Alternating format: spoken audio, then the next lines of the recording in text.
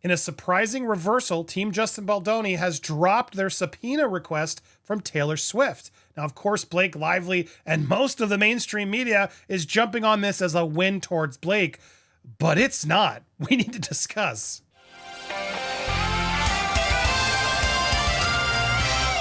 Welcome to Popcorn Planet. I am Andy Signore. It's been wild seeing how the press has taken this story. Now, yes, Taylor Swift will not be subpoenaed. Justin's team has backed off, but we got to talk about why and what's really happening. We also got to talk about how most of these articles are excluding one very specific comment that I think is incredibly important. Part of the reason the summons was dropped was because details that Brian Freeman represented Baldoni and crew sought were provided, I hear. Now, I've been confirmed that as well. The reason this has been dropped isn't what Blake Lively's telling you out there. I want you to see what Blake Lively's attorneys were quick to declare this a win for her side now that Justin has withdrawn the subpoena sent to Taylor and her legal team after the firm objected to the amount of the unwarranted fishing expedition, et cetera, et cetera. Lively's team was quick to reply with a statement and said that we are pleased that Justin and the Wayfair parties have withdrawn their harassing subpoenas to Taylor Swift and her law firm. We supported the efforts of Taylor's team to quash these inappropriate subpoenas directed to her counsel, and we will continue to stand up for any third party who is unjustly harassed or threatened in the process. Oh my God, what a big laugh. Now, the reality is why they did this, the reality of why they squashed this, they got what they wanted. Now, others have started reporting on what we alluded to when this initially broke, because I told you guys, look, I still firmly believe it, and I'm hearing it more and more through sources and people I'm talking to. There's only 3 people that this source who told Justin's team that they were extorted could be Tree, Taylor's manager, publicist, or her dad, Scott, or her mom. Now, I'm leaning more towards her parents more and more. Candace Owens just went the other day and heavily implied it as well. I think we're on the same wavelength. Now, again, they haven't themselves confirmed it yet, and they may not want to, but it makes total sense, guys. You got to think about this. As Taylor Swift is now being extorted and threatened with all these text messages to come out, that doesn't help her brand at all. And she's a very powerful business with a huge fan base. I don't think they react well to bullies. I really don't. And I think this was too much for the entire empire to bear. And so it makes total sense that her parents or her manager were the ones who went out and said enough is enough. And now that they've squashed it, now, like, really think about it. Now that it's squashed, which all these outlets are trying to say, oh, no longer subpoena, no longer. Why do you think that really was? Now, this is my opinion, my conspiracy theory.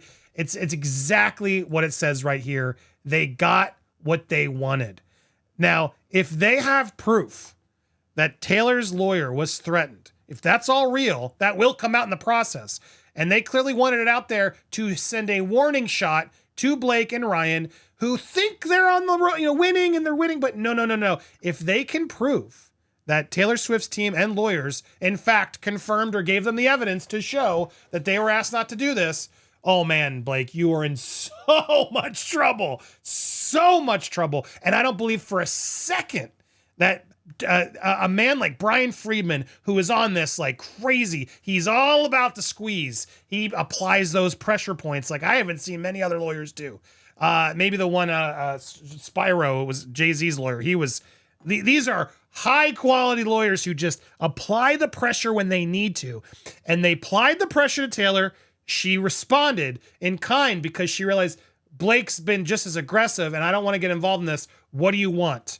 And it seems to me, my speculation, my opinion, my theories, it seems to me Taylor has switched. Teams is supporting Brian, Justin, and Wayfair and helping give them what they need to avoid more public drama, getting involved, subpoenaed, testifying, etc. Here, let me give you this. We'll give you this. Back off. Are we good? To me, this screams of that. This is not the last we'll hear of it. And while these outlets are out there covering and simping for Blake and Ryan, no, we're not playing that game. In fact, it's interesting. There was a Puck newsletter I wanted to share where they were talking about the extortion theory. And as even they were one of the very few because they got good insight over there. Even they were sort of acknowledging the silence was pretty deafening. Why isn't she saying anything? And so as this went on there, I want to get to the specific part as they go through all of these things. High gear. They got into an interesting part because they acknowledged she hasn't said anything, which is not normal for her.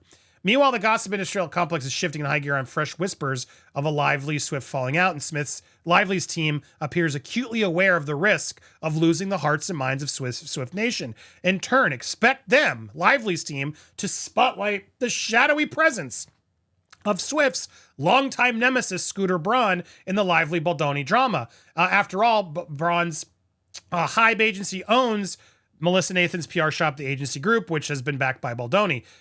Tag, according to court documents, once floated the idea of planning stories about the weaponization of feminism, and now women in Lively's orbit, like Taylor Swift, allegedly use their influence to bully others into submission.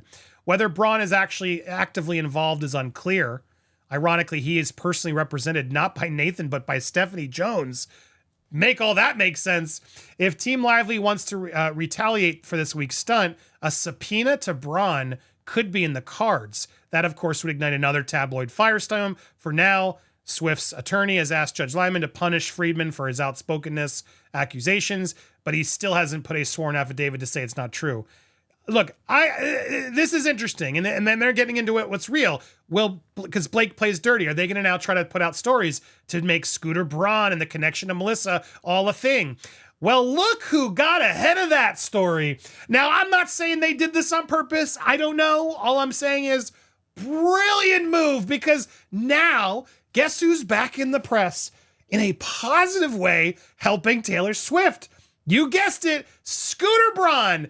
Now, apparently, Taylor Swift has the chance to buy her original recordings back. And one unlikely person is encouraging the deal. Who is that?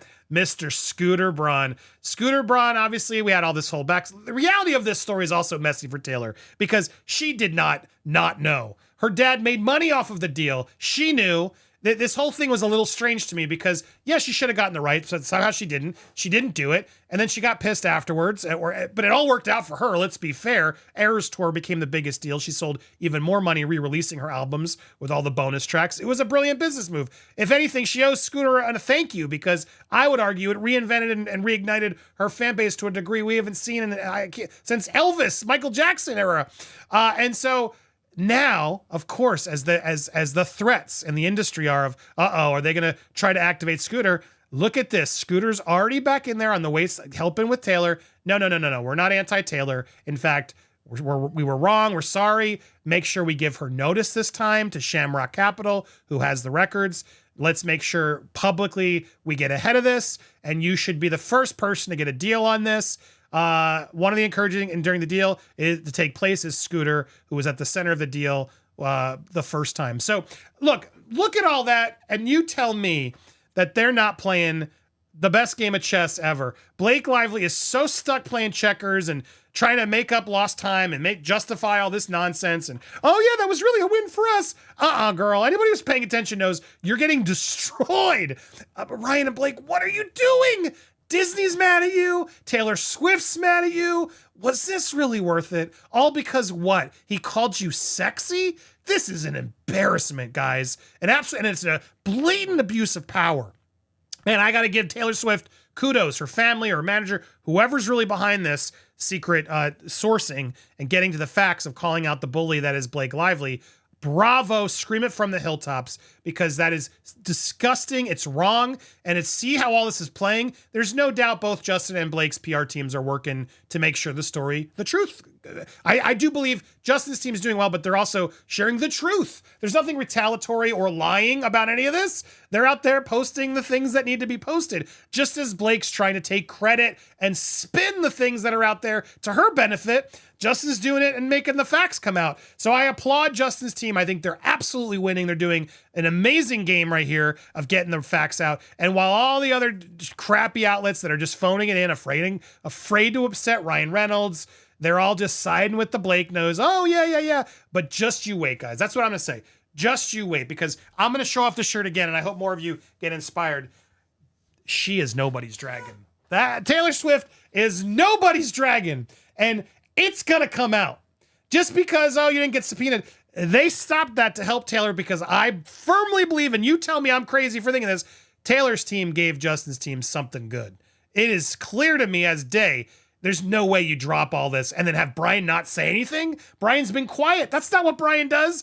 This is all, yep, and take the win, Blake. Oh, go ahead, call it what it is. And he's just waiting because he's 15 steps ahead of Blake and Ryan. He's proven it time and time again. So I cannot wait for the next step. We will give you an update. We are still working on the documentary. You can still support it along with all the other awesome merch and stuff we have on the store. Please check it out. We got a new membership coming there too. It's going to be the one place to subscribe to really get the perks, but you still can be part of our documentary. I'm promoting it a lot just to make sure, because post is getting very expensive. You can get it in Ends With Us starter investor pack, get your name in the credits, help us make sure we're getting the truth out on this story and so much more. Also, make sure you've subscribed, hit that button for all alerts, the bell right there. You know how to do it. Make sure you're still subscribed, and when you get those videos, don't forget to slam the thumbs up and leave a comment. All that engagement helps. Hope you guys have an amazing Memorial Day weekend if you're in the States. We'll be back with more live content next week, but I got a lot of exciting Diddy content for you, so stay tuned.